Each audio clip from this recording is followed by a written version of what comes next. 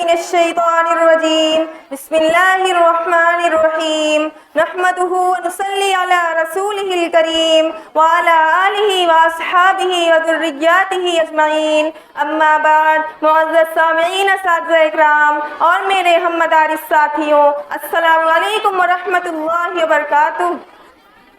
عن عمر بن الخطاب رضی اللہ تعالی عنہ قال رسول اللہ صلی اللہ علیہ وسلم انما الاعمال بالنیات وانما لکل امرئ ما نوى۔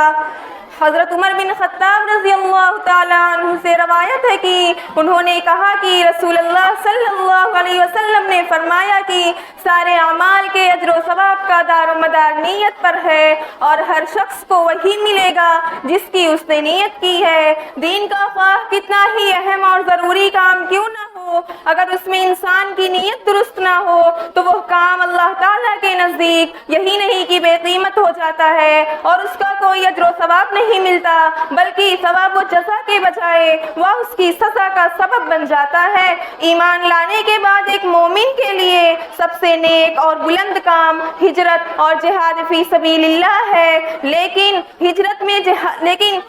میں دنیا کی کوئی غرض شامل ہو جائے یا جہاد فی سبیل اللہ میں نمود و نمائش کا جذبہ پیدا ہو جائے تو یہی نہیں کہ اس کا کوئی ثواب نہیں ملے گا، بلکہ قیامت کے دن یہ بلند کام اس کی سزا کا سبب بن جائے گا، جیسا کہ اس حدیث کے آخر میں ہے کہ کانت ہجرتہ الی دنیا یصیبھا، جو دنیا کے فائدہ کی نیت سے ہجرت کرے گا اسے وہی ملے گا، جو دنیا کے فائدہ کی نیت سے ہجرت کرے گا اسے وہی ملے گا۔ دوسری حدیث میں ہے کہ ایک مجاہد کو یہ کہہ کر دوزخ میں ڈال دیا جائے گا کہ جہاد سے تمہاری نیت یہ تھی کہ تم کو لوگ بہادر کہیں، اور اس کے برخلاف اگر حسن نیت کے ساتھ ایک معمولی کام کیا جائے تو اللہ تعالیٰ کے حضور میں انتہائی قیمتی بن جاتا ہے۔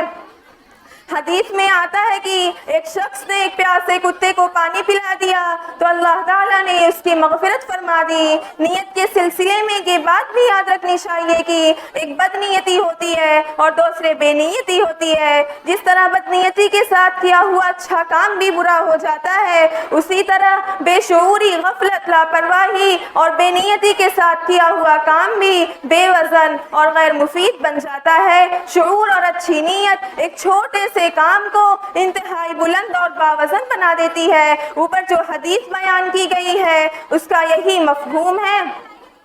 اسی بنا پر اکثر محدثین اپنی کتابوں کا آغاز اسی حدیث نبوی سے کرتے ہیں، اس لیے بدنیتی اور بے نیتی دونوں سے بچنا ضروری ہے۔ وما علینا الا البلاغ۔